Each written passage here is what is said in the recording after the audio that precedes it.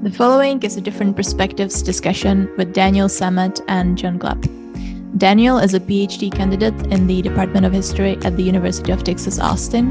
He previously worked for Senator Tom Cotton, the Atlantic Council, and the National Endowment for Democracy, and is currently a Rumsfeld Foundation Graduate Fellow. John is also a Ph.D. candidate in the Department of History at the University of Texas, Austin. He's currently a predoctoral fellow at the Clements Center for National Security and an associate editor of Not Even Past. Both John and Dan's research focuses on the general American foreign relations.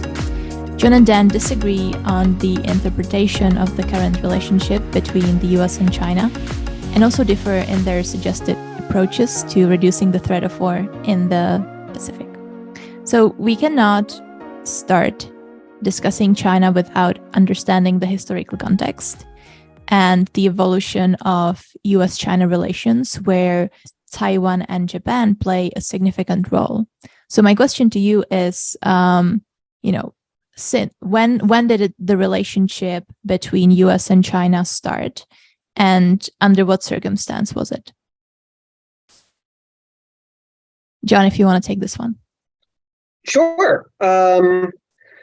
So if we want to start at the very, very beginning, this is actually a very long history. It begins in the 19th century, long before the beginnings of the Cold War.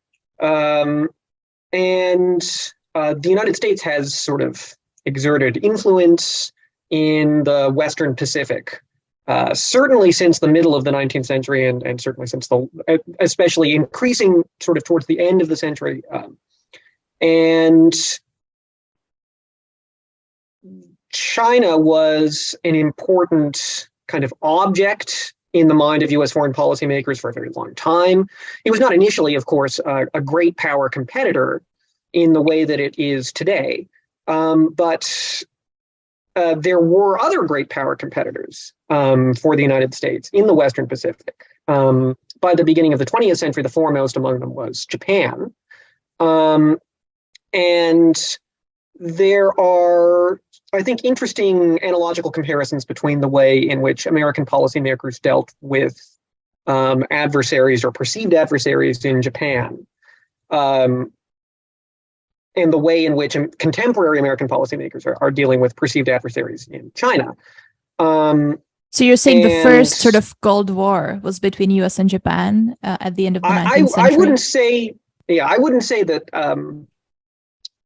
I wouldn't necessarily describe a Cold War between the US and Japan, if only because I would say that I would frame my approach to talking about the relationship between past and present as it's useful to policymakers, not in terms of history repeating itself, first Cold War, second Cold War, so on. I think it's much more useful to think about the past in terms of analogies. You can draw an analogy between events which occurred in the past and events that are occurring now. Those analogies may be more or less useful, but even in the case where you can draw quite striking analogies, I hesitate to say that, and this is where I'm sure Dan and I are going to disagree, I would hesitate to say that, we are in a second Cold War. The Cold War is certainly a very useful and fruitful analogical case study. That doesn't necessarily mean that it's playing out again in the same way, and that all of the dynamics are the same. Cool. Dan, do you have anything to add? Yes, let me add on top of John's very good and concise summary that ask historians to explain history at your peril, lest you be there all day until the cows come home, because we can go on ad infinitum about this. I'd say in addition to that, as John said, in the 19th century, China was an object of US ambitions. It was this massive exotic market overseas. It was the world's largest country. It was seen to have so much untapped potential because it was known as being a rather, dare I say, backward or pre-modern place. It hadn't modernized in the way that Japan was modernizing. It was far behind the European powers. So the United States definitely had commercial interests on China that were codified in what came to be known as the open door policy, but we're not going to get into that.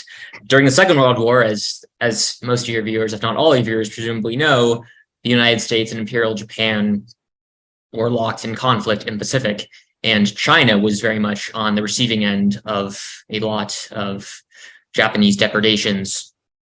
You might be familiar with the Rape of Nanking. China had occupied Manchuria starting in 1937, if I'm not mistaken. There was a big war in Manchuria, which is in northwestern China.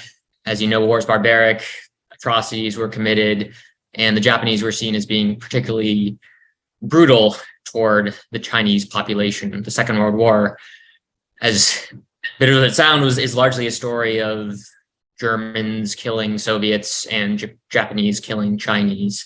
So the United States was supporting the Chinese. The Chinese had the First Lady, Madame Chiang Kai-shek, who together with her husband, Chiang Kai-shek, led the appeals for U.S. aid.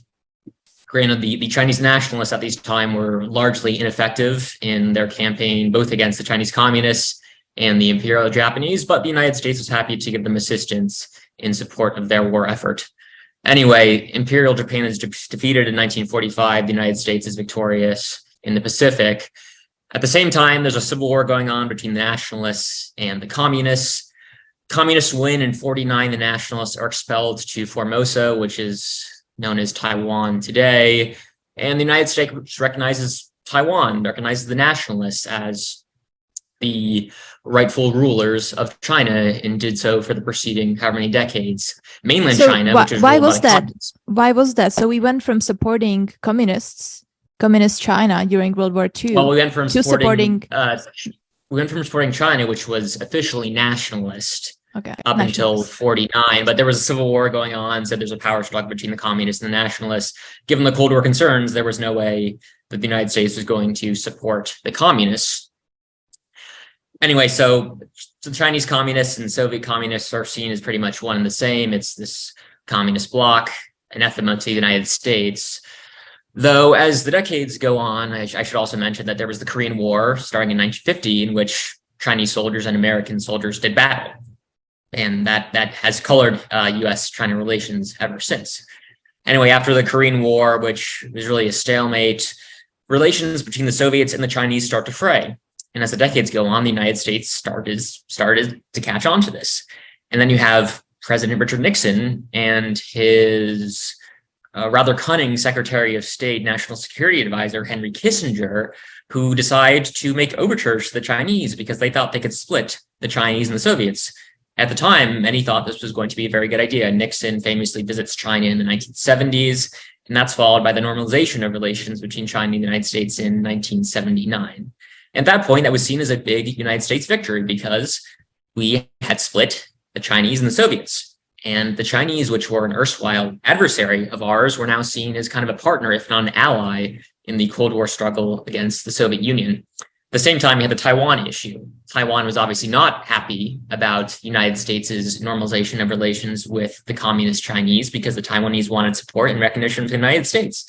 And in return for recognition of mainland China, the United States could no longer recognize Taiwan, or the Republic of China, as it's officially known, as the rightful representative of the Chinese people. Anyway, we get on into the 80s. The Chinese had this leader called Deng Xiaoping. Sorry, you're like jumping back and forth. Can we talk about the Taiwan situation in the 50s? So the United States supported Taiwan and the nationalist government after the Civil War. And when did the One China policy start? China's always had this One China policy with regards to Taiwan. The communist government in Beijing says you can either recognize us or you can recognize Taiwan. You can't recognize both. And the United States has largely hewed to that line as a condition of the relationship with Beijing. Officially, we will say we recognize Beijing as the representative of China, Chinese government. At the same time, though, we also have pretty strong relations with Taiwan, albeit in an unofficial capacity. We don't have an ambassador. The title is something like special representative or something like that. We don't have an embassy in Taipei. We have something like a cultural affairs office. For all intents and purposes, though, it's an embassy with an ambassador. Now, in recent years, there have been calls, largely by some Republicans, to recognize Taiwan as an understanding that it's a sovereign nation that is independent from mainland China. This has also coincided with some pretty significant saber rattling from Beijing, given the threat that Beijing will invade and, in its words, reclaim Taiwan as part of mainland China. I know I've given you a lot there. Let me just say also in the 80s, China was thought to be modernizing economically. There was this sense in the United States that there could be progress in terms of developing commercial ties. Then in 1989, we have the Tiananmen Square massacre. This obviously goes down very terribly in the US because hundreds, if not thousands, of Chinese students are murdered by the People's Liberation Army, by the PLA, as they're protesting for democratic reforms in China. The US government, along with other Western countries, imposes sanctions.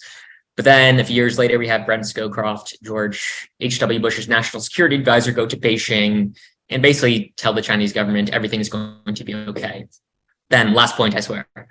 Then we get into the 90s and the early 2000s under both Bush, Clinton, and then Bush again.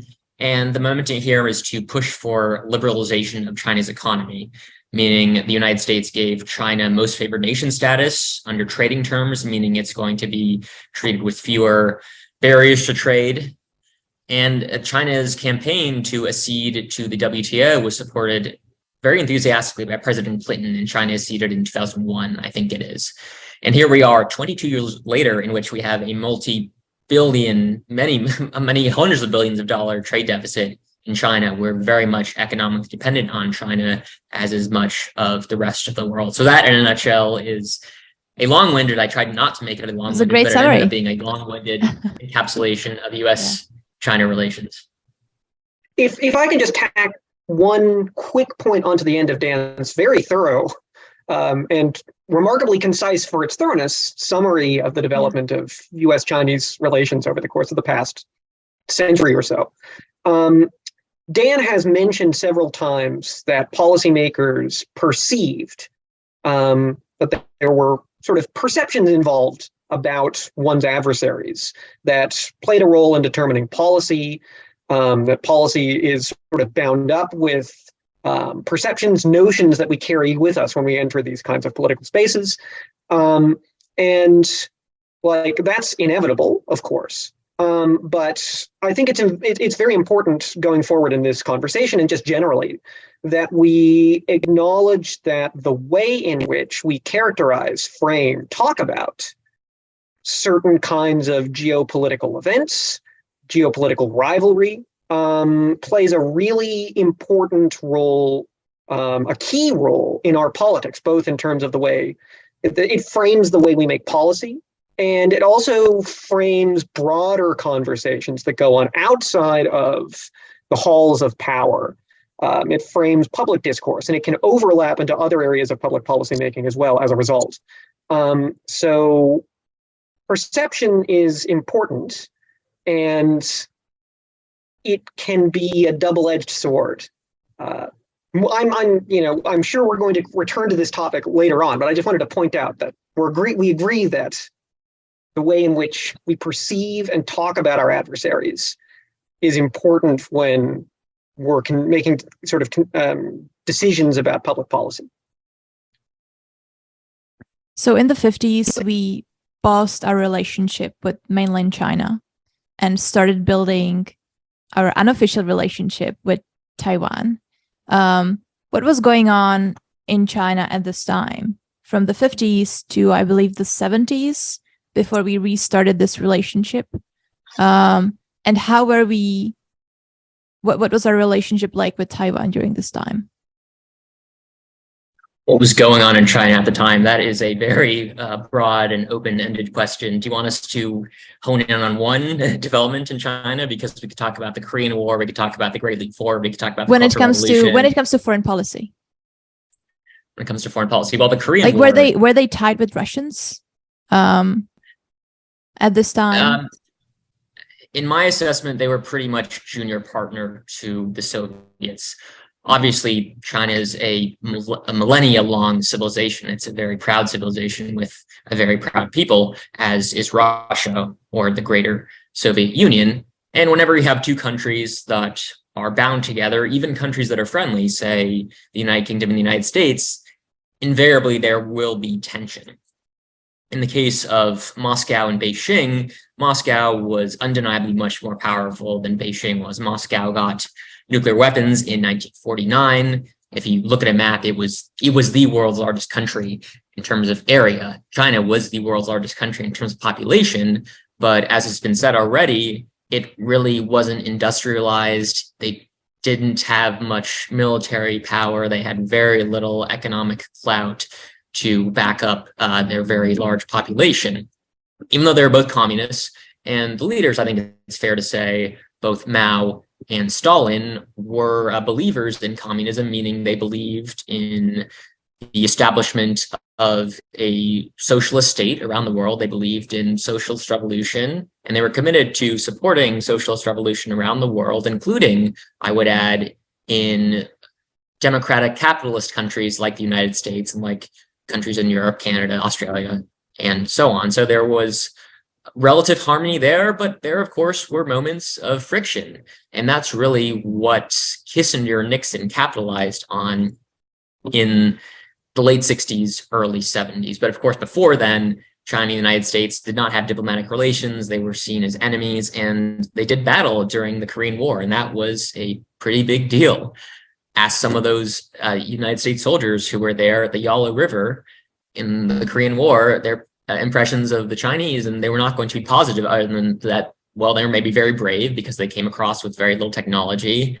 They came across in waves into very well fortified positions. But I've read some of the accounts of these soldiers, they seem to have very little regard for self-preservation. And that scared the bejesus out of a lot of American GIs. So what was the friction that Kissinger capitalized on? If like ideologically in the 60s, ideologically they were on the same page. They were both, communist countries. I don't purport to be an expert on this whatsoever. My impression is when Stalin dies in 1953, there's a new Soviet leader, Khrushchev. I think Mao was called to Moscow really to pay obeisance to Khrushchev, and they don't take too kindly to one another, is my understanding. And after that, things went south pretty quickly. China was trying to assert more prominence on the world stage, and that really rubbed a lot of people in Moscow the wrong way, so that we have the Sino-Soviet split really by the early 60s for sure.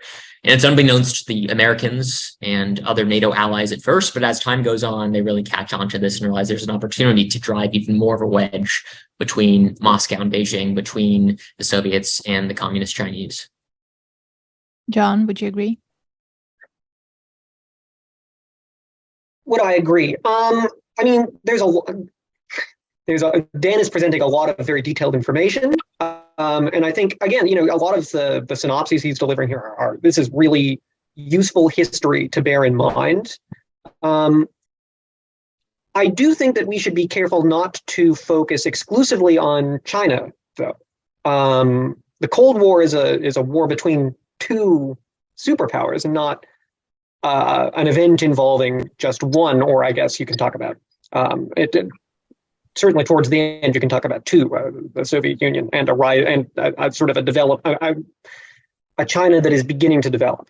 The United States is not a passive actor, kind of watching the rise and spread of an Eastern Bloc imperial system. The United States is also, as I noted, it's been in the Western Pacific, for example, it has been a major player for decades, long before the beginnings of the Cold War. Its presence is fortified through its own sort of imperial system. This is certainly true, it's explicitly true in the Western Pacific, where the United States has what are quite literally sort of colonial possessions running into the late 40s. And in the case of Hawaii, you could argue arguably running up possibly even until the present day. And the United States is also committed to, or I should say that American leaders, by and large, are committed to spreading their own sort of vision of world order with a certain degree of ideological charge. It is certainly true that Stalin and Mao, the leaders of the Soviet Union and the leaders of the Chinese Communist Party, are committed to a certain ideological vision of world order. It's also true that the United States is spreading its own vision of liberal democratic capitalism. And we talk about liberal democratic capitalism as if it's something that kind of spreads naturally, that everyone is naturally inclined to want. But historically, that hasn't always been the case. The United States isn't always afraid to use force to spread its own values, its own vision of world order to countries outside its own borders, and to places within its own borders that are, in the case of places like the Philippines, that are imperial possessions. I'm not saying this because I want to be really critical of the United States or anything like that, but I think it's important to acknowledge that these are sort of converging superpower imperialisms, and not sort of a single superpower imperialism that is just kind of freaking out the passive actors, including the United States, around it. Why do we care so much about democratizing other countries? Is it because it would help us when it comes to advancing our economic interests? Is it because America cares about human rights and freedom? Why do we want to liberalize every country that we go into? Why is it so important? Are you talking about in general, or really in the post-Second Well, in general, because World War that's what we were trying to do with China, wherever we go. So why is the liberalization of other countries so important to America? Again, this is my reading, and let me add the caveat that these views are mine alone and don't represent the views of anyone else. Yeah. It's mostly interest, but not exclusively. Americans are by nature a values-driven people. This isn't always the case. I've been to other countries, other Western countries for that matter, which don't have the same outlook toward the world. But Americans, for whatever reason, people might argue it has something to do with views of Christian uplift and Protestant utopianism, whatever it is. Americans tend to look at what goes on outside of our borders, and if something seems wrong, they say, well, we might have to do something about it. Not always, but certainly in some cases. Interests, though, I think are what matter the most. If you want to go back to interest, or what type of interest? Economic interest, security interest, I put that all under the category of strategic interest. Basically, the United States, like any other country, has aims. It has stuff it wants to do around the world. This isn't exclusive to the United States. All countries want to do this. But if you go back to the end of the Second World War, the United States is, nobody would argue, it was not the most powerful country on the face of that earth, on the face of the earth. Absolutely. Yeah, economically, militarily, the Soviet Union was by and away number two. Okay, but the United States was by and large, far and away, number one. The Soviets could challenge it, but not entirely. And with that position, the United States had interests and also values to spread. It had remembered what happened after the First World War, in which there really wasn't any sort of rearranging of the world order. Yes, Imperial Germany was defeated, Austria-Hungary was defeated, but Europe's borders didn't change all that much. And the conflicts from the First World War were not resolved until after the Second World War, at least in Europe. In Asia, okay, the Imperial Japanese are defeated, but the United States decides to occupy them at first, but then after a time to give them independence and let them live under the US security umbrella. And also the United States had an interest in making sure the Japanese were not overtaken by A, the Soviets, but B, also by the Chinese. Because anywhere you were on Earth, no matter where you were, one extra country for the Soviet camp was one fewer country for the American or Western camp, whatever you want to call it. It really was a zero-sum game. This was the feeling in Washington as it was the feeling in Moscow. The countries thought their systems were incompatible. The thought was, well, liberal democratic capitalism and Soviet communism really cannot coexist with one another. They are mutually exclusive. And look at what happens in Europe. John and I might impute slightly different responsibility to each side, but I think we both agree that Europe was definitely a major theater for this battle of ideas and also this battle of superpowers. Yeah. Because after the demise of Nazi Germany in 1945, The Soviet Union was really unchallenged militarily in a conventional sense. It had a really large army. The Red Army was very large. The United States had a very large military, but really didn't have the infantry, really didn't have the boots on the ground to compete with that. Yes, there was support from the British. Yes, there was support from the French. And yes, there were vestiges of support from, say, the West Germans and other NATO allies. But all told, that military power could not dominate the Soviets. And whereas the Soviets, it was thought, could perhaps take over the entire continent of Europe, which would be really bad for US interests because there was a lot of industrial capacity in Europe. And if the Soviets got that, if they got all that economic power, they could bring that to bear against the United States. So the US had an interest in containing the Soviet Union. This was enunciated in the famous containment strategy put together by George Kennan and some of those other luminaries in the beginning of the Cold War.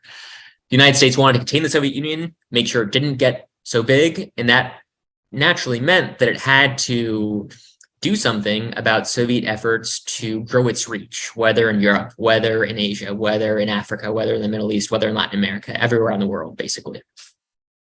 Yeah, I mean, I think that sort of paradoxically, this is one of the areas in which Dan and I are sort of in closest agreement about a lot of the facts, though I would weight my interpretation a little bit differently than the way you've weighted yours, Dan.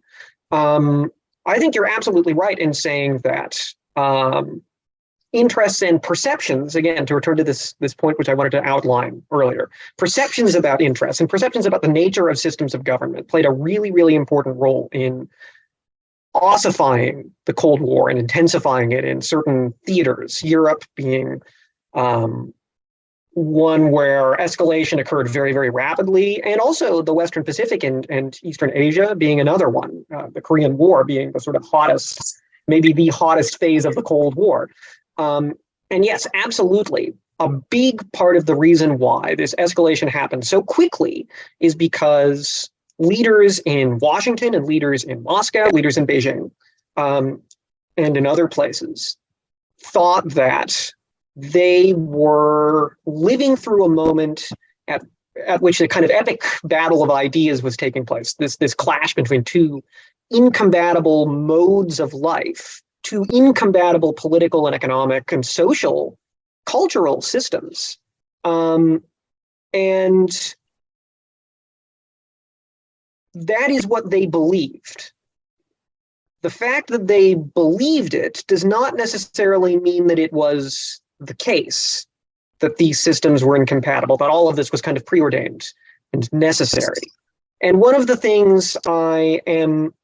reasons I'm a little bit wary about the suggestion that the Cold War is more than just an analogy, that we are quite literally living through a second Cold War moment, is that if we begin to repeat the process of generalization about values and people as vectors of values, not just the interests that exist in the minds of leaders in Beijing or in Washington, but the sort of the essential values and modes of life to which ordinary Americans or ordinary Chinese people cleave to, that these are somehow fundamentally incompatible and that these are the drivers actually of conflict between the United States and China, that it will become, if we start to believe that that's true, if people who are powerful and influential start to believe that that's true, it will become harder and harder to work towards de-escalation during moments of crisis. And second of all, it can also create a lot of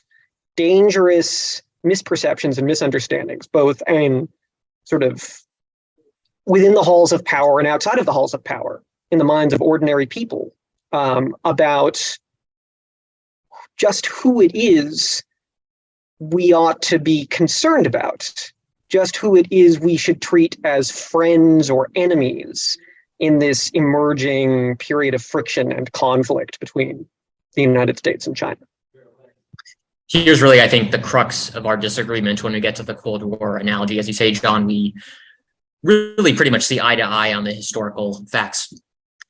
My assertion is a Cold War today between the CCP, the Chinese Communist Party, and the United States is really the best of bad outcomes, provided the Cold War stays cold, provided we don't go into hot war.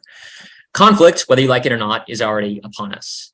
Over 100,000 Americans last year died of drug overdoses, and about 70,000 of those are directly attributable to fentanyl coming from China. 70,000 dead. Over 1 million dead from COVID-19, which all the circumstantial evidence now suggests came from the Wuhan Institute of Virology. Even so if you I would like to put a pin in that, as that has not actually been demonstrated yet. There's still a great deal of uncertainty about the origins of the virus. And even if it did come from the Wuhan Institute of Virology, it doesn't necessarily mean that we can construe it as some kind of an attack. But no, I don't think it was deliberate. I don't think it was deliberate, but they destroyed evidence. They destroyed lab samples. If you do that in a trial, if you're a defense team and you destroy evidence, then jurors are allowed to infer that that evidence was incriminating. So the fact that they destroyed evidence, the fact that they disappeared researchers working at the Wuhan Institute of Virology is very disturbing. We still haven't heard from some of these researchers. Those researchers are still languishing in prison. The conduct of the CCP was absolutely abhorrent. They were insisting, despite evidence from the Taiwanese that it was otherwise, the virus was not transmissible from human to human when they knew full well that it was. Okay, the conduct was absolutely egregious. Okay, but again, we're talking about an area in which there is still a great deal of uncertainty about basic facts. It is, and a great deal of uncertainty about sort of basic articles of interpreting facts as well. So, why will the CCP still not let investigators from the WHO or otherwise go to the Wuhan Institute of Virology? They still won't let them go. I don't know, Dan. I don't know, because I'm an historian. We're both historians. And I think that as scholars of history, not as people who are seated around policymaking tables who have access to all of the confidential information that both of these states surely have in their possession, that we should be very cautious about drawing strong conclusions in the absence of strong evidence. So in the absence of strong evidence, I'm not saying that you're necessarily wrong. I'm just saying that I think more cautious line is the only really viable option for us in our position at present to take. Okay, let's move on from the lab leak, because yeah, sure. This is not the best conversation. So when Lucy, it comes to, you were talking about imposing values, and I think the closest the Soviets were to imposing values on America was when they happened to be in Cuba, which is very close to America. So my question is, what was China thinking at the time during the Cuban Missile Crisis? Were they still allied with the Soviets? Were they supporting this? Or was it the time when Henry Kissinger's diplomacy sort of moved them away from the Soviets towards, being our allies? This was pre-Kissinger. This was during Kennedy. Okay. The Sino-Soviet split was, I think, underway at this point. But my sense is the U.S. Intelligence Committee, United States policymakers really hadn't gotten wind of it. The Soviets and Chinese were still lumped into the general communist bloc. There weren't, to my knowledge, any efforts going on at this point to pry them away from Moscow. John? I mean, Dan and I are pretty much in agreement on the historical record here. So I don't really have a whole lot to add to Dan's very good, nice, concise historical summary. John, there's probably a book written about this. China's I'm sure there is, yeah. But and there's actually, I'm curious to know if you've read this. There's actually a very good book which came out relatively recently specifically about U.S.-Chinese conflicts during the Cold War and how this conflict played out in what was then classified as the Third World. That, I think, is actually a really interesting reference point for people who are looking for analogous sort of case studies to talk about U.S.-China conflict today.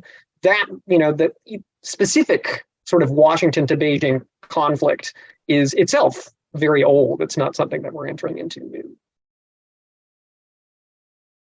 John, you said when we spoke privately that militarism is incompatible with American democracy. Can you explain what you mean by that? Yeah, sure. I'm happy to explain what I meant by that. I didn't actually say that myself. I said that was something that a lot of people during the period that I study, which to clarify for your viewers, I study a period in U.S. history which is slightly older than the one that Dan studies. I specialize in the early 20th century moment, so before the Cold War. And during this period in U.S. history, and I think to a significant degree, if somewhat maybe unacknowledged degree since then, it was sort of taken for granted that militarism, this is a term which means something more than just like the development of significant military power. It connotes a society which is organized in order to maximize its military power and to make war on rival societies. That was the way militarism was understood at the beginning of the 20th century. And at the beginning of the 20th century, most Americans, especially people in power, thought that militarism of this kind was incompatible with American democracy and democratic values. And one of the things I find very interesting about this perception was that it did a lot to dictate, it sort of set the boundaries of other perceptions that became very important during the first half of the 20th century, and again, I think remain important today. If you believe that it's really hard for a democracy to maximize its sort of military efficiency, to really prepare itself for long-term conflict in the way that a state with a more authoritarian or autocratic government can, it becomes very important to think, first of all, about alternative modes of preparation, to look inward at your society and try and find ways that reconcile these two things, preparation on the one hand, preparation for conflict on the one hand, and the retention of as much sort of liberal democracy as possible on the other. So that's one thing. And the second thing it does is it incentivizes the pursuit of non-traditional, non-military means of projecting external power. This is one of the reasons why so many American policymakers during the early part of the 20th century, and again, continuing up to the present day to a certain extent, favored this thing which Dan referred to very briefly at the beginning of the podcast, the open door policy. This policy was carried out experimentally and most famously in the case of China at the very beginning of the 20th century. The policy was that the United States would use its economic, political, cultural influence to remake Chinese society through the projection of economic power and through the projection of economic power, the projection of cultural power, soft power, you might call it. And that this soft power and economic power would redevelop and remake Chinese society in a way that would make China a more liberal and democratic place, and that would bring it into alignment with American society. And the sort of core idea was that you could do this all over the world, potentially. You could develop societies in such a way that they would become less and less militaristic, less and less bellicose, and more sort of peacefully and harmoniously economically and culturally integrated, until you created a worldwide, stable, liberal, democratic order that would in fact be so stable and so peaceful and so democratic that you could perhaps dispense with large standing armies altogether. This is the most extreme evangelical version of the open door hypothesis, the open door policy. And the policy was never implemented exactly in that form or exactly to that extent, but the idea that you could do something like this to a greater or lesser degree is very important to the history of American foreign policy making. And again, I think it remains sort of an important idea. At least it's an idea which rhetorically a lot of policymakers will occasionally trot out today, that you can peacefully develop countries in a way which reduces the risk of conflict or war between them. Dan, you have anything to add? I'll add to that. Again, we're pretty much aligned. on the historical record. I would add to that, it's curious that the United States, despite its preponderance of power, to use the phrase of Mel Luffer's book, it didn't militarize to the greatest extent possible. look at some counterexamples. Look at Imperial Germany before the First World War. Look at Nazi Germany during the Second World War. Look at the Soviet Union. These were countries that spent a massive amount on their militaries. And they had not only a draft, but really indoctrination into a military culture, into the military way of life. Yes, during the Cold War, at least up until Vietnam, the United States had a draft, but it didn't take nearly as many able-bodied men into the armed forces as it could. Yes, it spent quite a bit of its GDP on defense, but these were levels that weren't even at their apex approaching what the Soviet Union was doing in return. That left the United States with room to spend money on other things. The government implemented the welfare state. The government had a lot of social spending. This was seen as sort of a peace dividend in a way for the United States in peacetime during the Cold War to better the lives of its citizens at home instead of spending all that money on overseas interests. So I do agree with John that there's a tension between having a big military and spending that money at home. And right. In a way, Americans are naturally disinclined to have a big military. It's not in our DNA. We're by nature not predisposed to getting involved overseas. It's only recently in, say, the last 5, 6, 7 decades that the United States had to take a really big role in international affairs. I mean, there's definitely let me say close really quickly in saying there are many discussions we could have here. We could discuss whether a Cold War is a good or bad thing, whether there are alternatives, what that alternative future could be. So there are many paths we could take. You just have to guide us toward the one you want us to go down. Yeah. That tension that Dan is describing there is some political scientists like to refer to it as the guns versus butter tension. Guns being military armament and butter being domestic spending. I just think that's a fun name. It is. And let's look at an example a little close to your home. Say the case of Germany today. So post 1990s Germany, very averse to spending anything on the military, largely for historical reasons. And the Germans, it's easy to pick on them. I don't want to beat them up too much, but they're kind of living in this post-military world. They think, or they largely thought until the invasion of Ukraine, or maybe before that, the 2014 invasion of Crimea, that the modern world had evolved in a way that really armed conflict was obsolete, and you can engage the world through trade and other means as opposed to military ones. But they're now having second thoughts under Chancellor Olaf Scholz. They're now vowing to rearm. Granted, I'll believe when I see it, but I think even the Germans, who are one of the most liberal, progressive peoples on earth today, rivaled maybe only by the Swedes, are now saying, well, we have to arm ourselves because we need to defend our borders and we need to defend our neighborhood. And right now it's a dangerous world and we've got to take matters into our own hands. There's no guarantee that Uncle Sam will always have our back. Yeah. I mean, I think we can talk about this until the cows come home. There are lots of different examples of this. I mean, you mentioned the Swedes. The Swedes are joining NATO now. Yeah. That's fairly significant in and of itself. But I guess when I was talking to Lucy about this in a previous conversation, the point I was trying to make was not so much that there's an inherent tension between guns and butter, which, I think to a certain degree, certainly there is. And, are there factors which are global instability, the rise of threatening powers around the world? Is this something which countries need to take seriously? Do they need to prepare and arm to deal with potentialities arising from those facts? Absolutely. I'm not going to argue with that. But the point I was trying to make earlier was a little bit different. So I mentioned two things arising from this perceived incompatibility between democracy and strong armament.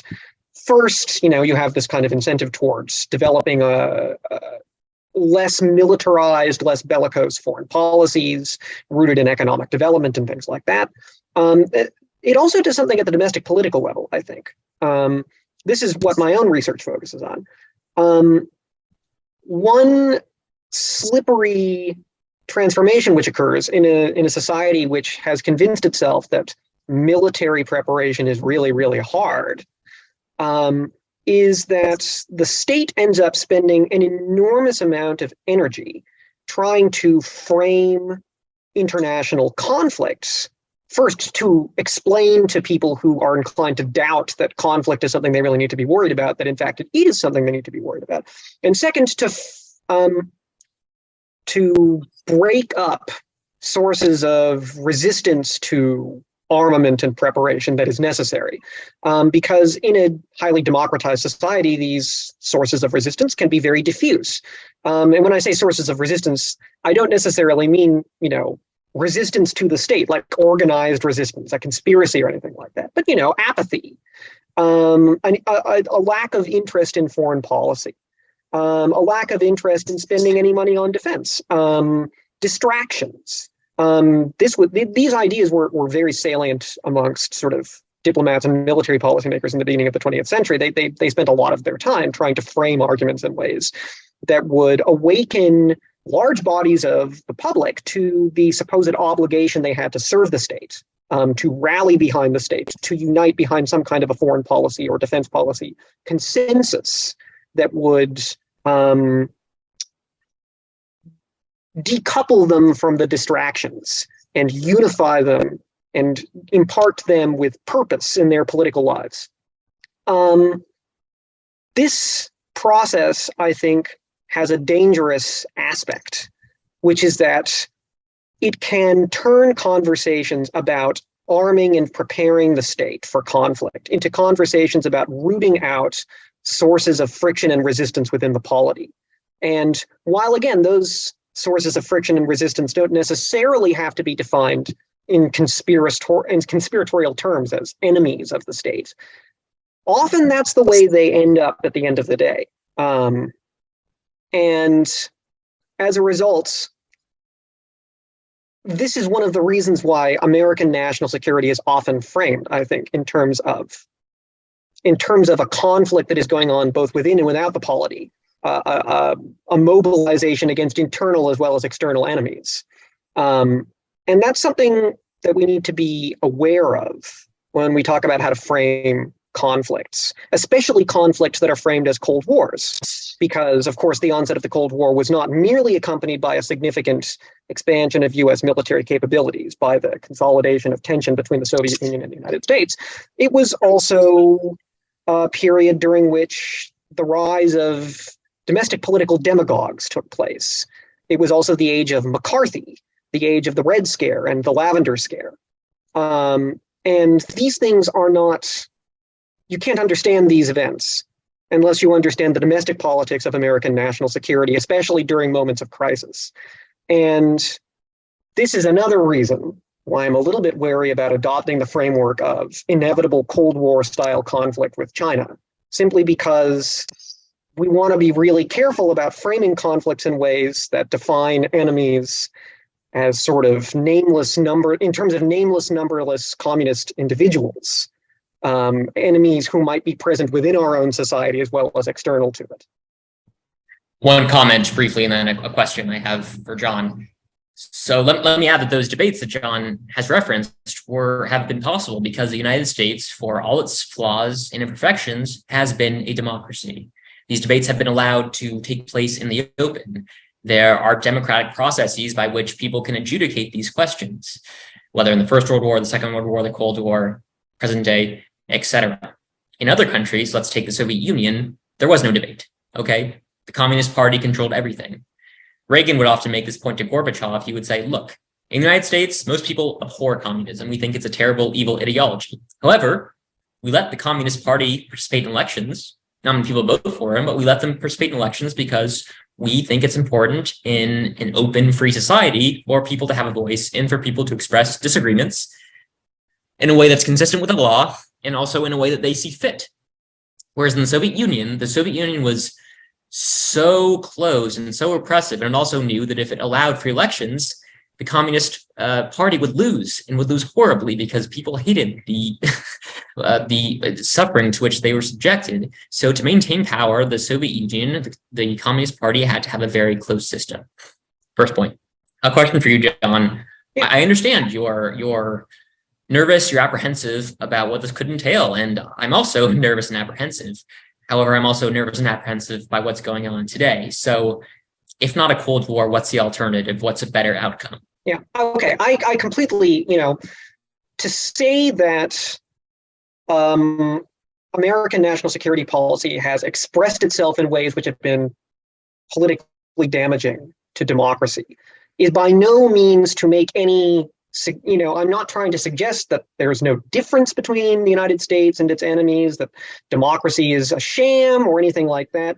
But part of the domestic political process in a democracy is to remain vigilant against anti-democratic threats which come from the state, to be willing to criticize and mount a resistance to policies which you think are wrong. This is just as essential to the democratic process as a sort of acceptance of the terms of debate as well. So, this whole discussion, this is an essential part of the democratic process. We need to be having conversations like this. We need to be having them out in the open. And I mean, this is the only way we can kind of work through these problems without relying on coercion, I think. We need to have conversations as early as possible and as often as possible about where the acceptable boundary, where the line between, too much liberality and too much overzealous securitization lies, I think. And as to your question, what is the alternative to a Cold War? I don't think we know exactly what the future will look like. I think that we ought to try and ensure that confrontation, if it comes, is managed, and that we should be cautious. But fundamentally, again, I'm not a policymaker. I'm a historian. I can present you with information about the past that I think might be useful to people who are making policy, but I don't feel comfortable, prescribing a particular outcome. I think that caution and humility are just important things for policymakers to have in their minds and at the forefront of their minds when they make policy. A conviction that, we know where all of this is going can be in and of itself a bit dangerous because it can tend to determine outcomes. And if you're asking for a specific example of a case in which I think the drive towards confrontation with China is proceeding in an overly aggressive or clumsy or misdirected way, I think, and I know this is something that we disagree about, we can talk about the increasing tendency of certain state governments in the United States. I think, in particular, the government of the state in which we both live, Texas, or in which you lived until recently, has begun restricting the civil rights of ordinary Chinese and citizens of other countries too, but ordinary Chinese citizens included in this list of citizens who are now or the state government is proposing to strip of their right to own real property, to own land in the state. This is precisely the kind of escalatory move that I'm concerned about. And again, it's hard to talk about. It's hard for me to talk in abstractions. But specifically, I think there are clear cases in which the drive to root out and identify and expose threats to American national security is leading to a lot of paranoia and a lot of overzealous and dangerous political action within the polity, as well as external to the polity. Okay, so on the Texas bill, the state has already come out and said, look, we're not going to have this encompass real estates. We're not going to have this encompass private homes. We're going to have this encompass land only. And there are a handful of states in the union, and these aren't, I don't want to make this partisan point, some of them are blue states as well as red states that don't allow foreign nationals of any stripe to own land in their states whatsoever. That's certainly right. That's absolutely true. Yeah, that's a legitimate course of action for the state to decide. I would also say at the forefront that no foreign national has a right to own property or to own land in the United States. It's not a right. It's not constitutional protection. I mean, until recently, I believe it's section 5.005 of the Texas Property Code actually stated explicitly that an alien has the same real property rights in the state of Texas as an American citizen. So in fact, there are states which enshrine the rights, not necessarily through elaborate constitutional protections, but there are states which enshrine the rights in law of aliens resident in the polity to own land. Well, it's a statute that is passed by the democratic process, and if states want to revise the state code, they can just pass a new law, and that's how it works. Yeah, sure, but a state can do all sorts of things that are wrong, you know? A state government has the right to do all sorts of things that are egregious. And you also mentioned you were concerned about dual citizens. First off, China does not allow dual citizenship. You can't be a citizen of both China and another country. The CCP explicitly forbids that. So you're talking really... I mean, China is not the only country which is cited in this bill, and several of the other countries. North Korea. I mean, okay. I think I don't want any North Koreans owning land anywhere in the United States. But given their manifold economic problems, I don't know how big of a concern that could be. I could be wrong, but I don't think that's really a concern. It's really about China. And you say, okay, Canadians own a lot of U.S. land. Okay, that's fine. Canada's a friendly country. We have very few, if any, disagreements with Canada. We have a ton of disagreements with the CCP. Okay, with the CCP with the government of China in Beijing, not with ordinary Chinese citizens. Okay, the CCP is 95 million strong. The CCP controls everything in that country. And China has a population of billions. I mean, this is, yeah, I mean, like, I think it's really important that we draw this line. This is a line, I think it's like, this is as bright a red line as can possibly exist. Well, China also has this thing called civil citizen is not a threat to national security simply by grace of their citizenship status. China also has this thing called civil military fusion, whereby the CCP, by law and by policy, can compel any Chinese company, any Chinese entity, any Chinese individual to cooperate with the PLA, to cooperate with the military. There are many accounts of Chinese businessmen who are being pressured and coerced by the CCP into switching production from civilian goods to military goods. The CCP can do that like that, and you are powerless to stop the CCP. If you resist, you will be imprisoned, your family will be imprisoned. What does that have to do with owning property in the United States? I don't see what it has to do with any of this. Meaning the CCP will take it over. The CCP can use it to its own ends. There's nothing to stop it. Okay, it's just common sense. Let's go and poll a bunch of ordinary Texans and say, do you think the Chinese citizens should be allowed to buy farmland in Texas? I guarantee you almost all of them will say absolutely not. After the Chinese spy balloon, hell no. Okay, this is a widely popular position. And it's really the fact that it's widely popular is beside the point. The question is whether it's, you know, something we ought to be in the business of doing. I'm sure that Joe McCarthy was wildly popular in Wisconsin in the 1950s. He won several elections in the state. That doesn't necessarily mean that we should think that his actions were correct and justified. There's no way we should be allowing Chinese to buy farmland next to our military bases. Okay, it's just a hotbed of espionage. Not to mention the espionage they are already conducting against us. It's just a terrible idea. Okay. And most of the country agrees. Okay. And it's people in universities, people in the media, people who aren't out in the real world who believe this stuff. And the Chinese know how to exploit it.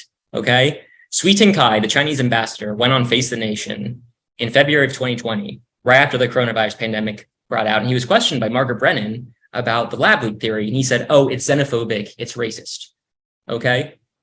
They know how to play on this predisposition in sort of our elite class to view things through a certain way, and they really play on that. When Jake Sullivan met, it was Wang Yi, it was this 2019 or 2020 or 2021 in Anchorage.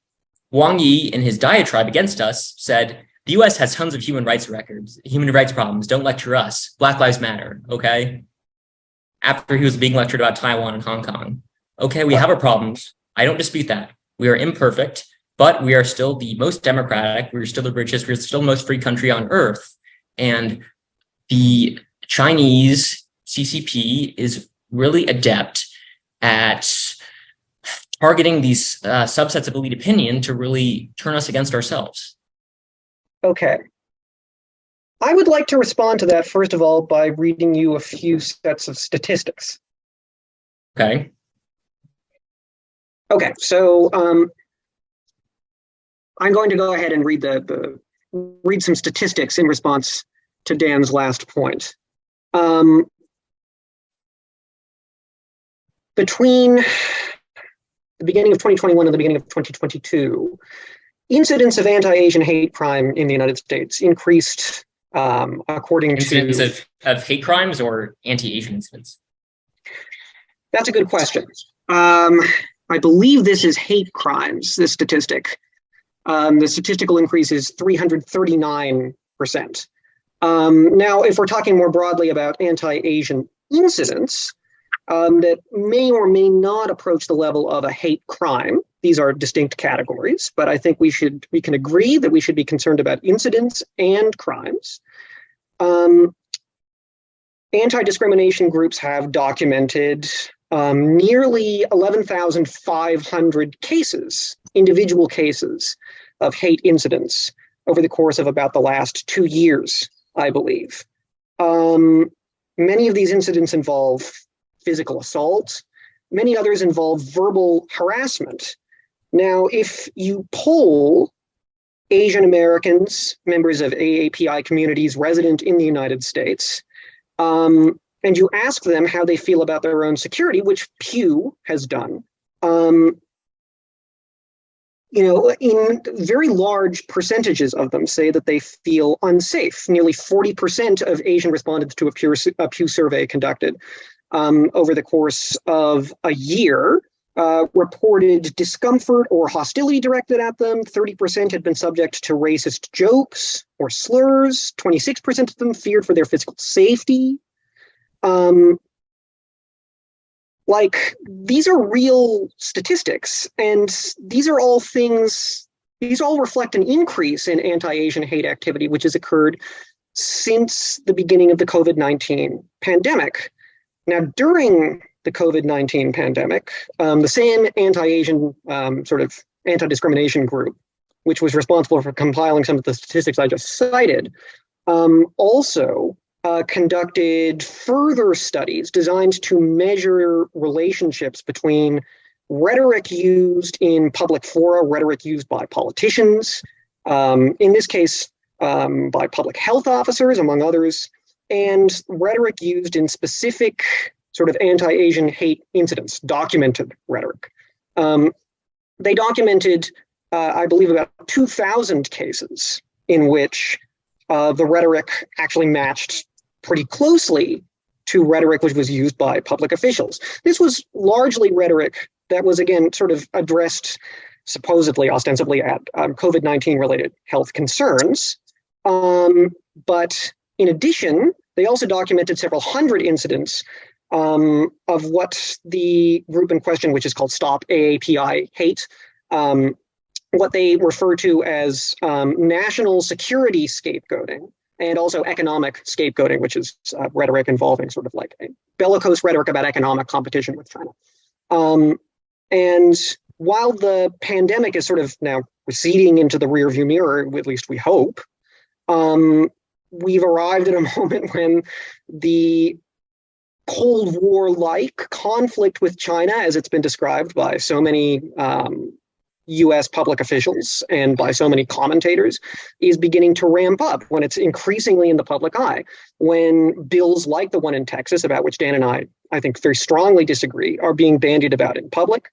Anecdotal evidence already suggests that frequent travelers to and from China, including Chinese scientists who are doing research in the US, are subject to significantly higher levels of discrimination at the border crossings, to verbal harassment.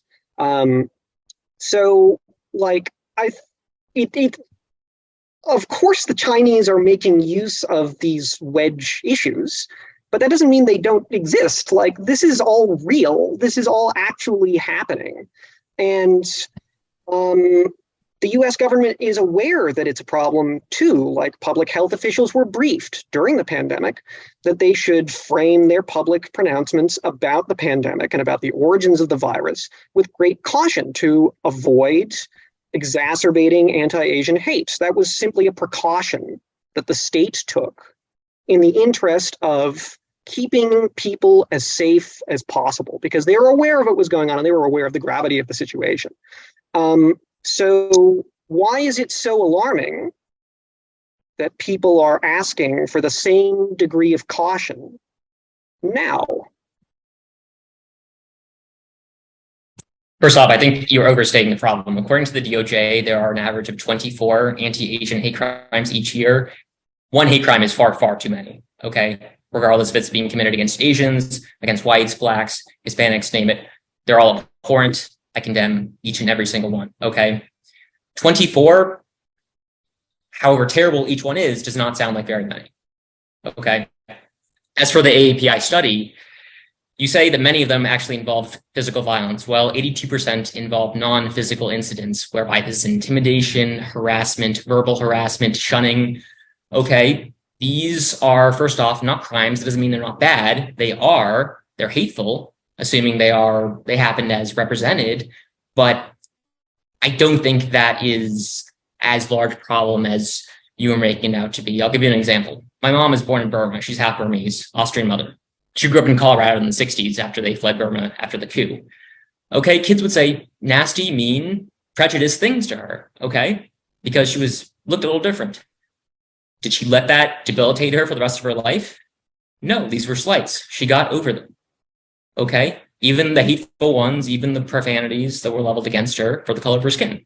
She persevered, and she grew up in the greatest country on earth. And do you think there's more or less racial animus today than there was in the 60s when she was growing up? That's just one question for you. And then you cite the incidents, I think this is from the Michigan study about public figures. Okay, so the Michigan study has 1,023 incidents coming from public figures. 55 of those come from Trump alone. Okay, he's a president. That's a pretty big category, but that's 5% right there. And then another, 1 of 6 of those incidents involved, actually 1/3 involved spitting, coughing, or sneezing. Okay. These are not, by and large, physically violent incidents. They're wrong if they're occurring as they're being represented, even hateful. But I don't think they're happening to a large degree. And I don't know how you attribute that to China policy in any way. I don't see the causal link. I mean, you're welcome to dispute the results of these studies, which are conducted by professional academic researchers. That's fine if you want to do that. Diane Yap wrote wrote something for City Journal last year. I'll send it to you. She gets into the numbers. All right. Well, I also don't think, I'm not any less concerned about the incidents and the fact that the rate of incidents has increased significantly, in line with sort of growing concerns about either public health related or national security related, about China.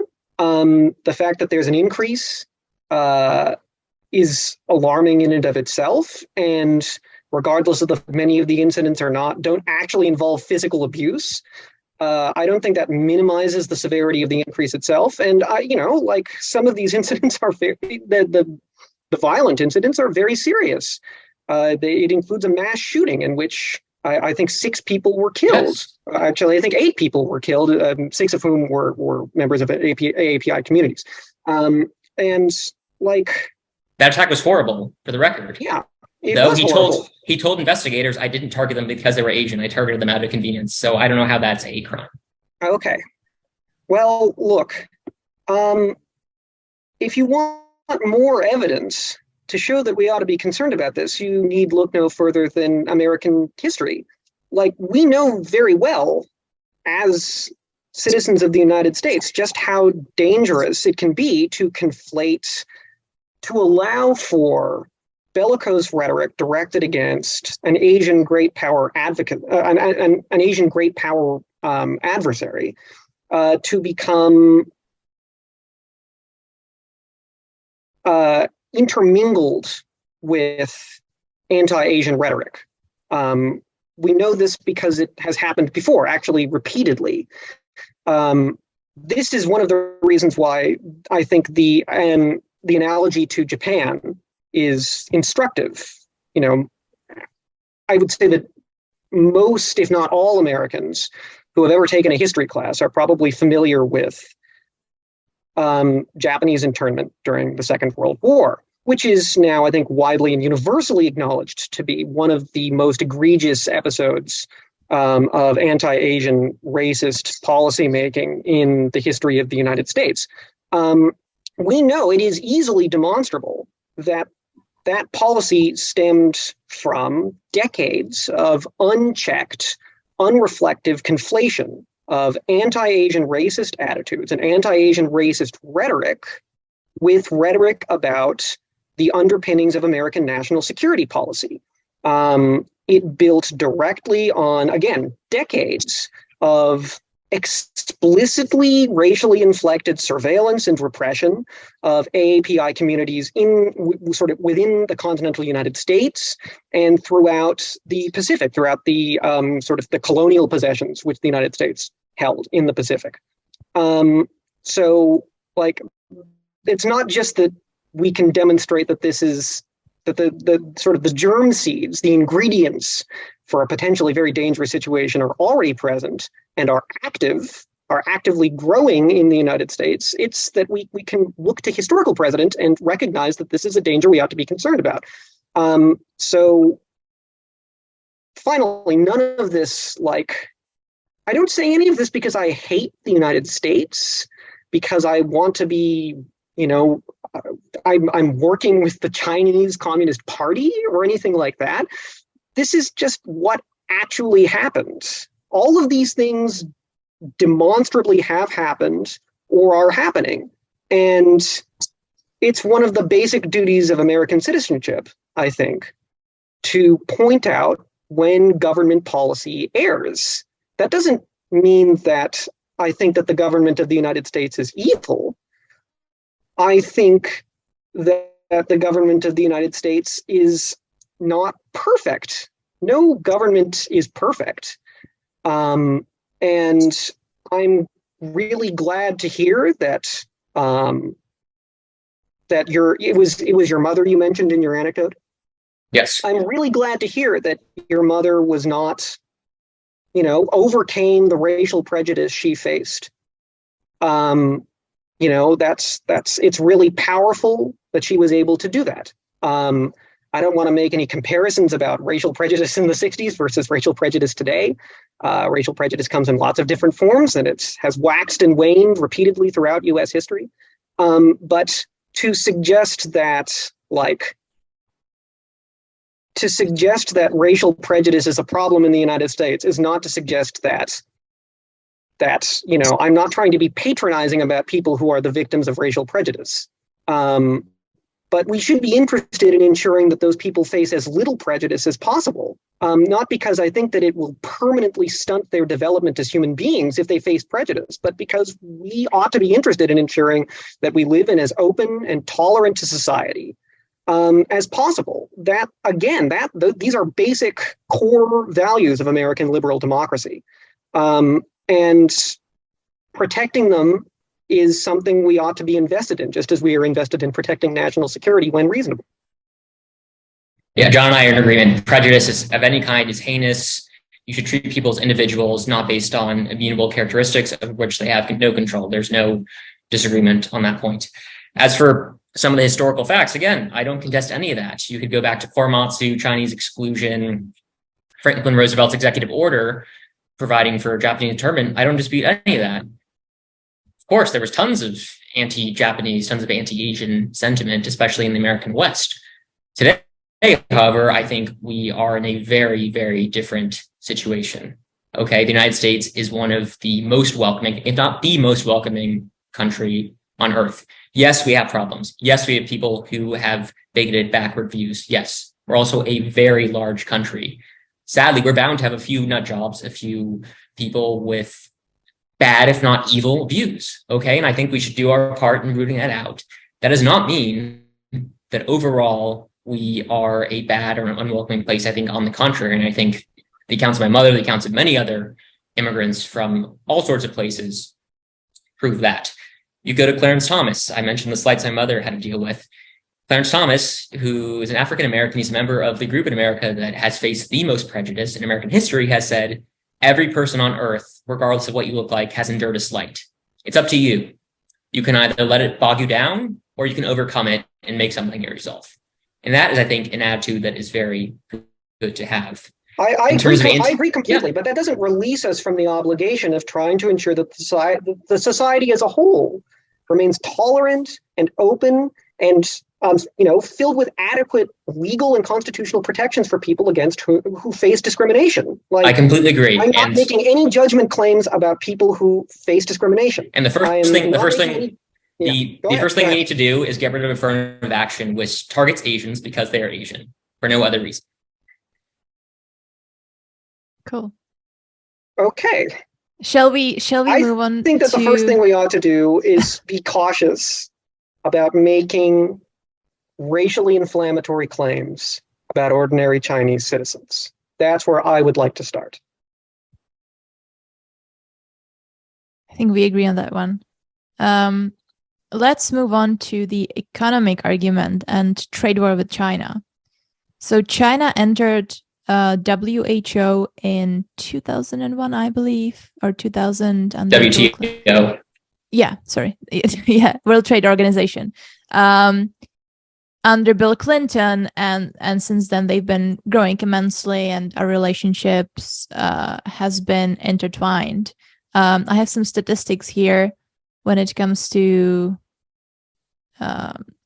imports and exports. Where is it?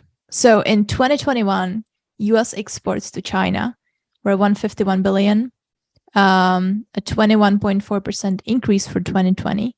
U.S. imports from China were $506 billion, which is a 17% increase.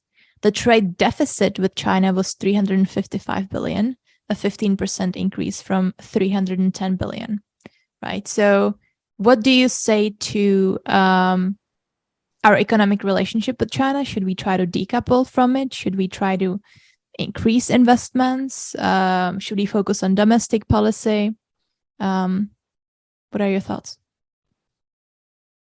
Without question, the economic relationship has been calamitous. Okay. There's the issue of the hollowing out of our industrial base, of all these jobs in manufacturing going overseas. That's very problematic in terms of the socioeconomic effects back home. But if you're looking purely from a national security perspective, we're financing our own demise. There was this hope in the 90s under Clinton, under Bush. Bob Zoellick, who was in the Bush 43 administration, notably called on China to become a responsible stakeholder in the international system. This, I think, was from a 2005 speech. We've seen in the years since that China has been anything but. You can look at Hong Kong and the erosion of Hong Kong's special status there. You can look at Taiwan. You can look at Xinjiang. You can look at the ongoing genocide against Muslim Uyghurs in Western China. You can look at how China deals with the rest of the world. You can look at the modernization of the PLA, of the Chinese military. You can look at all sorts of these things and conclude that we are empowering an adversary that is hell-bent on supplanting us. So why on earth would we continue doing business with a country like that? Why on earth would we keep making a country like that rich? Yes, it's going to be difficult if we decouple because we are so dependent on China economically. We've gotten so used to cheap stuff, so used to going to Walmart and getting a t-shirt for $4. Okay, it's going to be painful. But there are other markets. There are non-CCP markets. There's Vietnam, there's Indonesia, there's Thailand, there's India. There are lots of other countries in Asia and all around the world in which we can do business. And better yet, I think we should bring a lot of those jobs back home and beef up our manufacturing sector again, because it's been hollowed out over the years. And that has pernicious effects, not only on our industrial base, but also our military capability. So for all those reasons, absolutely, we need to decouple, if not entirely. And I wrote an article in 2020 calling for us to cut all commercial ties with China. You're going to get tons of resistance from the business community. You're going to get a lot of resistance from, say, the U.S. Chamber of Commerce, and you're going to get resistance from other quarters. But it is going to be definitely the right move in the long term. No doubt about it in my mind. So do you support domestic policy instruments like, for example, the CHIPS Act, which is designed to sort of stimulate domestic production of certain kinds of strategically critical products within the United States. Yes. However, there was a lot of junk in the CHIPS Act. I'm loath to say my opinion of it. Well, for professional reasons in my background, I really can't speak too much to the CHIPS Act, but I can speak about industrial policy in general, if that's what you want to call it. Yes, I'm very much in favor of, I don't want to use the word subsidize, but to make our semiconductor industry more competitive. Because even though Taiwan has something like, I don't know, I don't remember the exact figure it is, it's got a lion's share of semiconductor capacity worldwide. We have, I think, a percentage in the single digits. That's got to go back up. Taiwan's a friendly country, but there's no guarantee it's going to stay friendly if the CCP gets hold of it. And there can be capacity in other countries too. India, Japan, South Korea, Western Europe, Canada, Australia. There are lots of other markets, but it can't all go to China. That would not end well for the United States. And let me add, in the 90s, some of the, okay, it's easy to criticize people in hindsight, but I will say some of the loudest voices calling for economic engagement were Republicans and the business types. They were saying, oh, it's going to be great. We'll have trade. We'll all get along. They'll be just like us. They'll democratize. And the resistance was A, coming from national security hots, but B, also coming from the progressive wing, coming from people who are interested in labor issues, coming from people who are interested in human rights and in the environment, that sort of thing. So this is not a, I don't want to make a partisan point. I'm not saying one party is to blame or the other. I'm saying there were lots of voices in the United States on both parties who thought this was a good idea. And there were also voices from both parties saying this was a bad idea. And here we are bearing the consequences. Beyond sort of instruments that invest in domestic production, one sort or another, what kind of policy instruments are we talking about here? I mean, potentially what you're describing could get very bellicose and very aggressive. I'm not necessarily saying that's an argument against it. It might be. I'm just curious. I'm curious to know what you think is necessary. How much decoupling are we talking about, and how would we get there? Look, I'm on the record. I wrote an article about this. I want a total cutoff of our commercial relationship. Okay. No business relations whatsoever. No business whatsoever. No.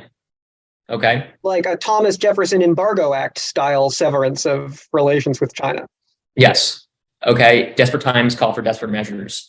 Despite what some might call bellicose rhetoric or extreme actions under both the Biden and Trump administrations, our trade deficit has actually gone up. Okay. We are not decoupling. It's not going in the right direction. So we need to take drastic steps to right the ship, because right now China is on track to not only surpass us economically in terms of nominal GDP, they're still behind per capita, and that's a very good thing. But they're on track to overtake us in the high tech industry, in terms of semiconductors, in terms of all this critical technology that's going to be really is going to be determining the course of the next century and beyond. We need to reverse course, and we need to do it soon. Mix of tariffs, export controls. I don't want to say subsidies, but there are lots of things that I think to achieve the kinds of to achieve what you're describing, I don't think you can. The kind of manufacturing base that existed in the United States for so long was achieved very. I mean, the reason that existed was because the federal government intervened through policy to create it. I don't think you could have it without subsidy and without other instruments as well. So don't be allergic to the term if that's what you want. I'm asking these questions purely out of curiosity. Economic policy is not my forte. It's not mine either. Contemporary economic policy is definitely not my forte. But what exactly are the risks beyond an imbalanced budget sheet that continued economic engagement with China entails, do you think? Why is it that we need to be so concerned about the fact that we're helping to enrich China? It's certainly the case that Chinese foreign policy is quite bellicose. We should abhor Chinese human rights abuses, especially in Xinjiang. But what what is it that concerns you so that merits this level of quite radical departure from the status quo? Two things, really. There's the industrial espionage bucket, which is really concerning in and of itself. Don't take my word for it. Listen to Christopher Wray, who's called the CCP by far the greatest threat to U.S. national security. Avril Haines has had something similar. Lloyd Austin, Secretary of Defense, has called China the pacing challenge for the United States military. So there's no question that what China is doing economically inside our borders is very concerning. Take industrial espionage, take IP theft, the theft of intellectual property, which is estimated up to $600 billion per year. That's the economy of Sweden, the world's 25th largest economy per year that's going down the drain that China is stealing from American companies. Now, for many years, American companies just assumed this was the cost of doing business in China. If you wanted to have operations abroad within the PRC, you had to accept that there would be espionage going on. You had to accept that the CCP would force you to hand over some of your technology, and that there would be all sorts of nefarious hanky-panky going on. But in recent years, it's gotten so bad and so egregious that we're literally financing, as I've said, our own demise. We're handing over all this technology, all this wealth to a country that is bent on challenging us and displacing us. Not a good idea, not a recipe for success. Okay, things have got to change. I'm just another question to follow up. I mean, it's certainly not good that Chinese companies and the Chinese state pilfer so many American industrial secrets. This is not a good thing by any means. Still, I feel that somehow it doesn't warrant quite so extreme a response. We should do everything in our power to combat industrial espionage. That should be just sort of a blanket rule. That's the way you have a functioning economic system. But complete decoupling of all trade and business with China to achieve that result. And I guess, again, to press you a little bit on what you say about Chinese ambitions, you may well be accurately describing Chinese ambitions. That opinion is certainly not yours alone. There are many people in the national security establishment or adjacent to it who are sort of awakening to the strong ideological inflection of rhetoric used by top Chinese officials, the way they talk about the United States, the way they frame their country's own ambitions in public or in private. That doesn't necessarily mean that they have the means, the will to achieve these grandiose ambitions. Americans are say grandiose things about themselves and their country all the time. That doesn't necessarily mean that the United States is some sort of evil world empire in waiting. And I don't think that's just because the United States is somehow uniquely democratic or benign. I think it's simply because it's quite hard actually to achieve in practice what people say. Words are cheap, talk is cheap. Do we really need to be so afraid of Chinese world power? When I say world power, I don't just mean superpower. China behaving like a great power behaves. I mean, you seem to be suggesting that we ought to be afraid about something more, something closer to world domination. Am I misreading that? Well, I agree with you. I don't think China has the means for world domination right now. I think a few decades down the line, the picture could be very different. James Lilly, who was a great U.S. ambassador to China, was fond of saying the Chinese telegraph their punches. Listen to what they say. Xi Jinping, Wang Yi, who's the foreign minister, they've gotten, as you say, really bellicose in recent years. Xi, in a speech a few years ago, said that those who oppose the CCP will have their, quote, heads bashed bloody against a great wall of steel. Okay? It's very colorful rhetoric. This is really violent, aggressive stuff from a country that is not known for making such pronouncements, but they're doing it now because I think they can get away with it, and they're showing us their cards. They are intent on first subverting American power in the Pacific, where we've been preponderant for many decades now, and then beyond. It's the beyond in terms of why we should be afraid. I mean, look at how they treat their own people. Look at how they treat take Hong Kong, Taiwan, Xinjiang out of the equation. Look how they treat people in China. They were locked up for months during the pandemic. They couldn't leave their homes. The Orwellian surveillance state in which they have to live is absolutely terrifying. I'm not saying they're going to impose that on the rest of the world, but this is a party that has no respect for the rule of law, has no respect for human rights, and really doesn't care about people that belong to the same ethnicity. Okay? Basically, everyone in China is Han Chinese, except for the Uyghurs and the Hui and some other minority groups. If you're not Han Chinese in China, you're scum, you're second class. Okay? How do they think they feel about the rest of the world, in which there are very few? There are not that many Han Chinese. Okay? So this is a party that does not wish us well, at the very least, and at the most, wants to do things to us that I don't want to describe. Okay. Okay. Let me put it succinctly. But one last sentence. A Chinese-led world order might be peaceful, but it will not be free by any stretch. I don't disagree that a Chinese-led world order is not something that the United States should be interested in helping to bring about. I still feel a certain disconnect between the concern about a Chinese-led world order really does sound very close to world domination. And I don't see, like, by all means, the United States should be prepared to engage in conflictual relations with China, to do everything in its power to prepare for conflict. But what this is, again, the kind of, I get concerned about this kind of language, this kind of framing, the existential threat frame, because there's an escalatory quality to using that kind of frame to describe what a threat looks like and what needs to be done in response. There's a document which I'm sure Dan will be familiar with, which he will probably be irritated at me for trying to use as an analogical case. But there's a famous national security document produced at the very beginning of the Cold War called NSC 68, which described the Soviet Union in terms of an almost biblical threat, apocalyptic threat to not just American interests, but to freedom and democracy the world over.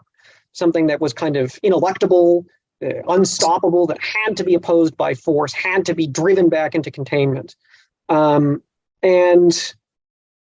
is that, I mean, I don't think anybody would argue that the Soviet Union ever actually posed the kind of threat, even if its leaders had wanted to, described in NSC 68. And did they not have tens of thousands? Pointing out, did they not have tens of thousands of nuclear warheads pointed at us during the Cold War? They certainly did, but we had more pointed at them. And I know. It's also worth pointing out that despite your reference to Kennan earlier, George Kennan, the famous American diplomat who was regarded as one of the fathers of the containment policy, the policy of sort of opposing the Soviet Union on multiple fronts, keeping it contained within a certain sphere of influence during the Cold War. Kennan may have formulated the ideological basis for the policy, but Kennan also became one of its foremost critics later in life, as practiced by the architects of documents like NSC 68. He thought they were, in fact, far too fanatical in their prosecution of containment. He spoke out forcefully in favor of seeking, wherever possible, points of accommodation between the Soviet Union and the United States. I mean, he went so far as to propose that the Soviet Union and the United States mutually withdraw from Germany, and that the country should be reunited and neutralized to prevent the congealment of the Cold War in Europe. And so I get concerned again. I get concerned about this sense of pointed ideological tension with China. Not because I think that there isn't clear ideological contrast, not because the ambitions articulated by Chinese leaders aren't necessarily alarming in the way that they sound, but because I think we always need to be able to dial things back, to seek accommodation when accommodation is necessary, and when we arrive at moments like, for example, the Cuban Missile Crisis, to act as Kennedy did and keep our heads and seek accommodation with Khrushchev and seek to negotiate with Khrushchev rather than to escalate all the way through, because of all those nukes that are pointed on both sides that pose such a danger. I agree. You ask why is the PRC an existential threat to us? Well, first off, nukes. Okay, they have hundreds of warheads that could obliterate the United States. They're intending to field 1,500 by, say, 2035, according to DoD estimates. This is very concerning. In fact, they sent a spy balloon that flew brazenly over the continental United States for days, was to gather intelligence on our military installations and on our nuclear facilities, because they want to develop this first strike capability against us. Okay, well, I mean, that's what's been speculated right about what the balloon has done. I'm not saying it's necessarily wrong again, but that's what we think it did. We're not in a position to know for certain. And yeah, I mean, you're absolutely right. The Chinese conduct espionage on the United States. I guarantee you that the United States is also spying on China. Of course, and I want us to, because I'm on Team US, and I want us to gather all the intelligence we can, because I want us to win and I want them to lose. Absolutely, okay? This is what superpowers do. They do have a tendency to spy on each other. And again, I like. There are I feel like there are several ways of framing conflict with China here. If you want me to present an alternative to the Cold War framing, I guess I reluctantly I will do my best to present one here. One is NSC 68.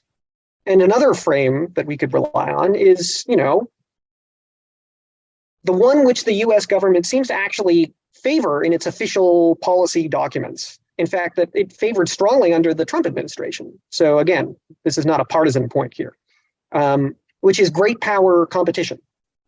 Great power competition is not a concept I'm wedded to, but one of its virtues is that it does not essentialize conflict in quite the same way that Cold War does. Cold War describes a very particular kind of conflict, and a conflict which is in some ways, because it's so ideologically charged and because it involves these sort of masses of nameless, numberless ideological zealots, really, really hard to overcome. Great power conflict is a little bit more flexible in its connotations. We know what great powers are. They're very powerful states. The definition is very simple. Great powers often have conflicting ambitions, and they do tend to come into conflict. When they come into conflict, their leaders can begin to use this very charged ideological rhetoric to describe what it is exactly that they want to do. That doesn't necessarily mean that they're ever going to do those things. It doesn't mean that great power conflict is benign.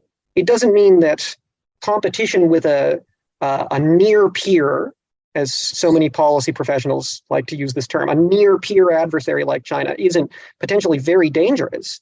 And it doesn't mean that we don't need to be prepared to build a more resilient military and political and economic infrastructure to deal with the possible fallout of intensified conflict with China.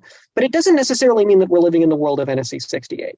And this is a framing I prefer, if only because it provides for greater flexibility, more options, more opportunities for engagement or congagement, conflict plus engagement, another very buzzy term, and not just exclusively and aggressively conflictual interactions.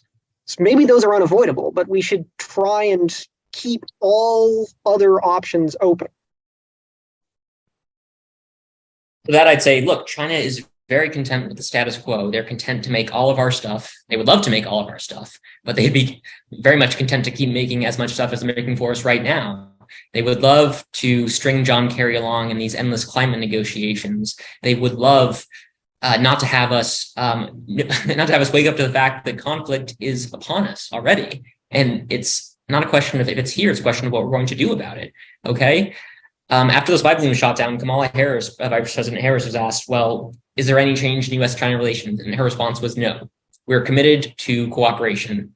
There's this default in Washington to want to pursue cooperation with China at all costs, it seems like. That's been the mindset for decades now. It's only in recent years that that mindset's been challenged. But there still is this predisposition to want to cooperate. And okay, on arms control, I say we negotiate. Trust but verify, as Reagan would say, but that doesn't mean we hamstring ourselves as we need to build up our nuclear arsenal as they modernize theirs. That's a proportionate response. In terms of some of the other issues, go ahead. Sorry. In terms of some of the other issues you're raising about economic statecraft and what have you, look, I'm asking for proportionality in our relationship. For years, Chinese diplomats posted here could go anywhere they wanted without approval from the US government. If they're in Washington, they could show up in a few days in Montana at a university. The US government would have no idea where they were. In China, by contrast, American diplomats had to get written permission from the CCP anytime they wanted to do non-embassy business, which was defined in a very narrow term. Well, I mean, yes, of course. I'm not apologizing for China, but of course that is the case because we live in a society that is a liberal democracy and China is not. China has a very rigid authoritarian governmental system.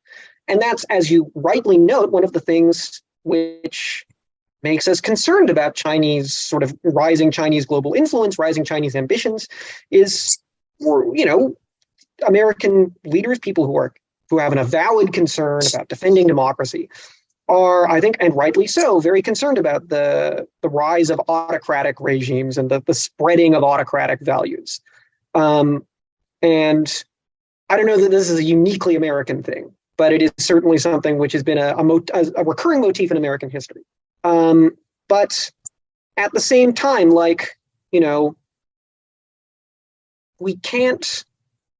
we should be very, very wary of dialing back on the things that make American liberal democracy so special and so valuable in the name of national security.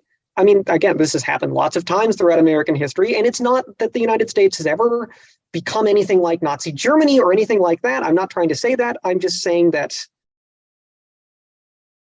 we have the reason why American liberal democracy has survived as long as it has and is so vibrant today is because it has, if not tolerated, provided space for critics to criticize it. And occasionally, within those spaces, the criticism has grown loud enough to actually force a positive change in the system. That's not something which is possible in a place like China. It is possible, not always, but it is possible in a country like the United States. So we should be really, really wary about shutting down, closing off, over-securitizing these places where public criticism is possible.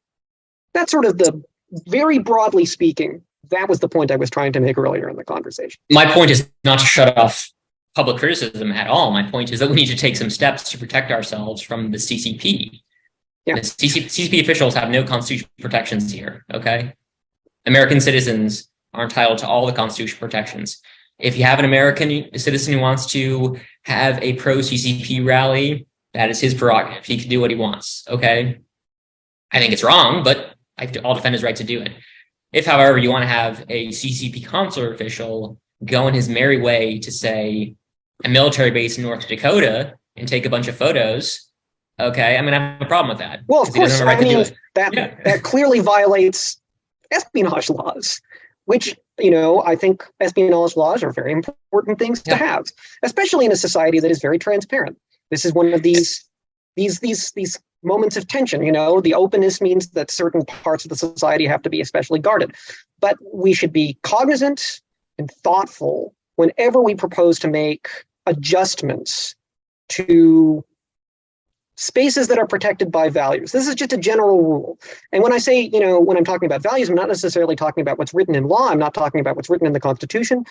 Norms are important too. When we adjust norms, that should be, we should walk into that process with eyes wide open and with a full cognizance of what the possible implications are, and with a willingness to embrace and listen to criticism when it comes.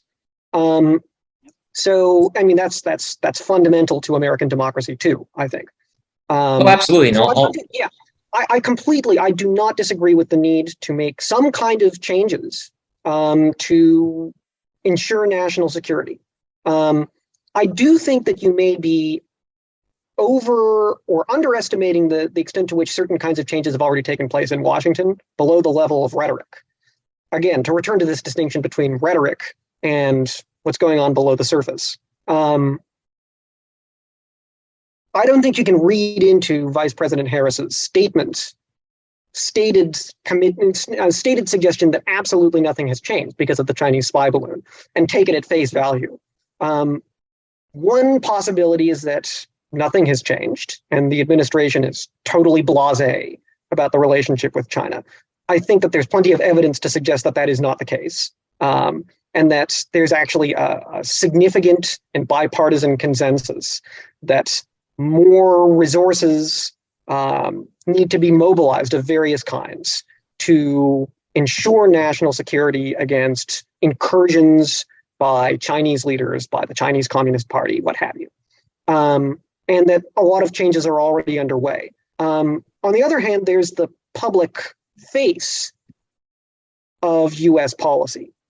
And if Vice President Harris's choice is to frame publicly US policy in a way which leaves more room open for disengagement, for de-escalation, that itself is a national security policy choice. And I don't necessarily think that it's a bad one.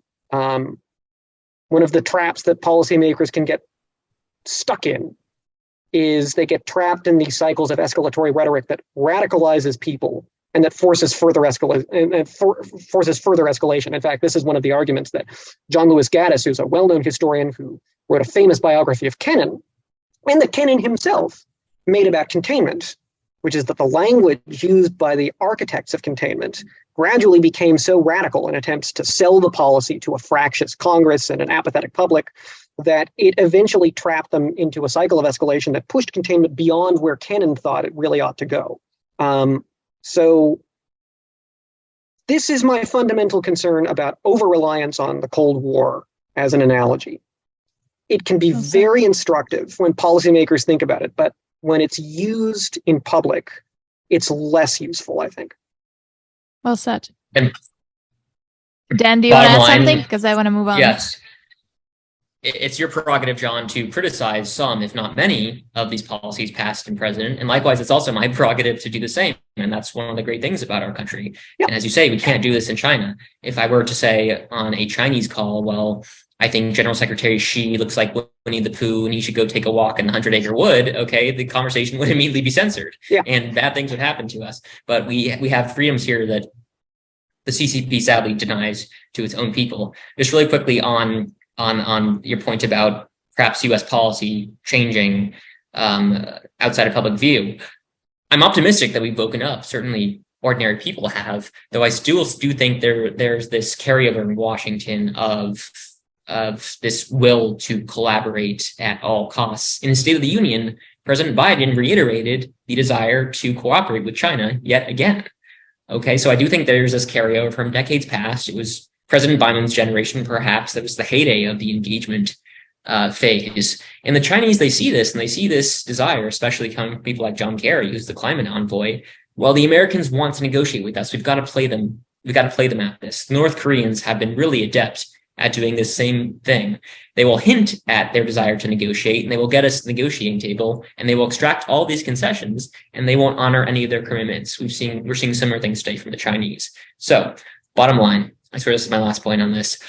I think we need to take a clear-eyed view of what China is today, what the CCP is today, and we need to respond accordingly. We can't delude ourselves into thinking the CCP is going to change its behavior. We have to respond to the behavior we're being confronted with. Well said. Well, last point I wanted to cover is the Russia-Ukraine war. So obviously, the United States is supporting Ukraine and has been sending huge an amount of military equipment there. How does this affect our relationship with China? You know, the one thing we were trying to prevent from happening during the Cold War was getting Russia and China closer together, which seems like that's the opposite of what we're doing now. Russia and China have not been closer together since, you know, the Cold War. So what do you think we should be doing? Should we be putting more money into the Ukraine war, or should we be refocusing our efforts towards China and the situation in the Pacific? John, do you mind taking this while I gather my thoughts? Sure. This is very far from my area of expertise. I offer only tentative views based on a reading of publicly available information available to anybody. But my sense is that the amount of money that the United States is actually spending to help sustain sort of the Ukrainian war effort against Russia. It's not the sum itself is quite large because U.S. defense budgets are enormous, but as a percentage total of U.S. sort of defense spending, it's quite small. I don't see that these are mutually exclusive courses of action, especially since it's likely that the war in Ukraine, which is an ongoing conflict, of one that is actually occurring, and not a sort of a hypothetical future conflict, this is not a war which, God forbid, is going to last forever. It will at some point, sooner rather than later, arrive at a conclusion. And especially given that a lot of the actions that will need to be taken in order to ensure U.S. national security and especially military preparedness vis-a-vis Beijing, these are actions which are necessarily going to have to play out over a much longer time frame. So I don't see that relatively speaking, short term and a relatively small amount of spending on the war against Russia in Ukraine. I don't think that this is something that needs to be cut off because of concerns about the conflict, a potential conflict in the future with China. But again, I offer these views with lots of caveats, and they're based on a reading of limited information by somebody who was relatively ignorant of these matters. Well, in our previous conversations, you also mentioned that the war with China, if there was to be one, would be naval war, right? And so the resources we're sending to Ukraine are for a land war, and we don't have any troops there. So the resources that we would be sending to China would actually be different from the ones we're sending to Ukraine. So there's no conflict when it comes to that. Well, I don't want to say there's necessarily like zero conflict. And again, I'm not an expert on defense spending, but it does strike me that this is this maybe is further evidence that these are not mutually exclusive courses of action. If we're investing heavily in, beefing up the naval forces in the Pacific in anticipation of some kind of Pacific conflict with China over Taiwan, that seems like it's in a different bucket from the expenditure of a certain amount of money to support Ukrainian forces or to support NATO in Europe as it deals with the fallout of the war in Ukraine. Dan? Look, munitions are not my strong suit by any means. In terms of the larger picture, what should we be doing? I'll offer my own view, but I'll first sort of describe the conflict as I see it, that everyday people are dealing with in terms of Ukraine, particularly on the grassroots right. There is a growing skepticism of what we're doing in Ukraine. A lot of this is to do with domestic concerns. People look at the border and they see what's going on there. People look at crime in our cities. People look at education. They say, well, why are we sending tens of billions of dollars to Ukraine, a faraway place? Yeah, this is like and we're not doing anything a classical criticism of U.S. military spending of any kind. It is. And it's a non sequitur. And to that, I'd say, well, I agree with you. What's happening at the border is a disgrace. But what we do or don't do there, what we do or don't do in Ukraine, doesn't really have any bearing on what we do or don't do there. So those are separate issues. In terms of what we should be doing in Ukraine, look, this is not the world of 1995. It's not even the world of 2015. The world has changed. And according to all reports that I've seen, the military is woefully unprepared to take on China today. And it's going to be even more woefully unprepared if we continue focusing on Ukraine in the way we are now. I'm not saying we cut off all military aid to Ukraine. I think the last package is something like 50 billion. Okay, but we need to be evaluating what we send them. A lot of it's rhetoric. You heard Kevin McCarthy say we're not going to give them a blank check. It's just campaign rhetoric. I don't know how much stock you can put into that. And if you look at votes in the Congress, there's still pretty broad support for Ukraine, but that might wane as we get further and further down the line. If the conflict drags on for years, if we're at a stalemate, that's not going to be really a good outcome. Best outcome, as I see it, is a quick victory. Ukraine takes back all of its post-2014 territory and the war is over. That's sadly unlikely. we don't want Ukraine to lose, but we also don't want a protracted conflict. And there's going to be a tension there because the Ukrainians don't want to negotiate until they have all their territory back. And I don't know if we have the capability to provide them the means to do that. If you're talking purely U.S. interests, values are out the window. Any sort of human rights aspirations, any sort of utopian fantasies I might have out the window, I would say best case scenario is we do less so we can focus on China. The European allies do more. It's their neighborhood. They're still not spending enough on defense. They're still not sending as much assistance as they could be. And it's their neighborhood. Russia is a more salient threat to them than it is to us. We need to be focusing a lot more in Asia because every F-16 you send to Ukraine is one fewer F-16 to send to Taiwan. Same thing with anti-aircraft missiles, for instance.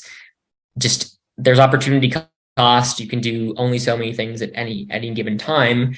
And we're not as powerful, relatively speaking, as we were in, say, 1995 or 2000. The world has changed. And if we're really going to deter an invasion of Taiwan, which I think is the foremost national security interest of today overseas, then we're going to have to start doing a lot more. And we're going to have to start preparing because China is getting ever closer to doing that. And if we're facing a war on two fronts, even if we're only tangentially involved in Ukraine, that's going to be a problem. Now, there are some people in Washington, this was especially a view before the invasion of Ukraine, that as Kissinger did in the 70s, we should do the reverse. We should pry Russia away from China.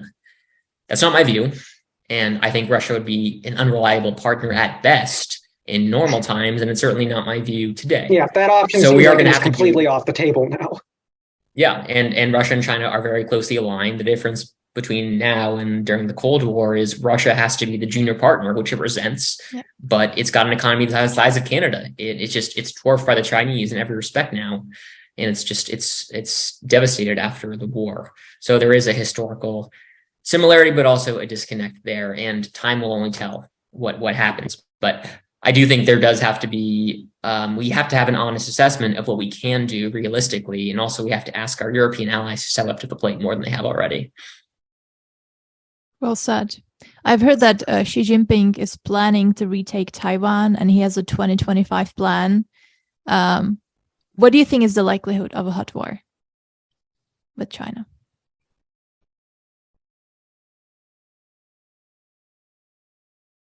Prognostications are always easier in hindsight.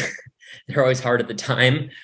Look, JFK allegedly said during the Cuban Missile Crisis that the odds of nuclear war were between 1 and 3 and even. I'm not going to go there. I'm not going to give you precise odds. What I am going to say is it's quite likely and it's quite possible. And the best outcome, in my view, is to deter it, which paradoxically means we have to prepare for it. In an ideal world, there would be no weapons, there would be no armies, there would be no navies, we would all live in harmony. But millennia of history belie that fantasy, and we have to get serious about how humans behave and how countries behave. And I think, given where things are today, conflict is pretty likely, and it's up to us to try to stave it off. Yeah, well said. John? You know, a lot of what Dan said is objectively correct. Like, it is clearly possible that there will be a war between China and the United States.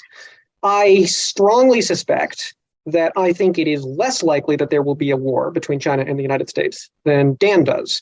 But quite rightly, Dan resisted the urge to give a percentage figure, make a concrete prediction. And I think it's again, we're historians. We're not really qualified to make those kinds of statements. We simply don't know enough.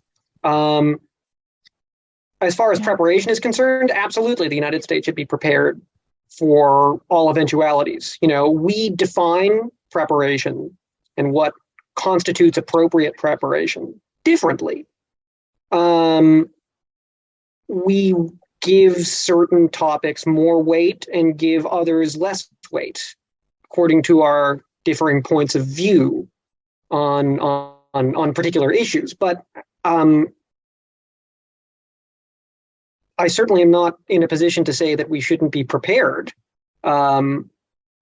We should be prepared for whatever is possible. And if a conflict is possible, we do need to be prepared for a conflict. That does not mean that a conflict is inevitable. But we gotta be prepared. China preparation. Yeah, you got to be prepared. Yeah. To that, let me add that expert opinion, so to speak, is often wrong.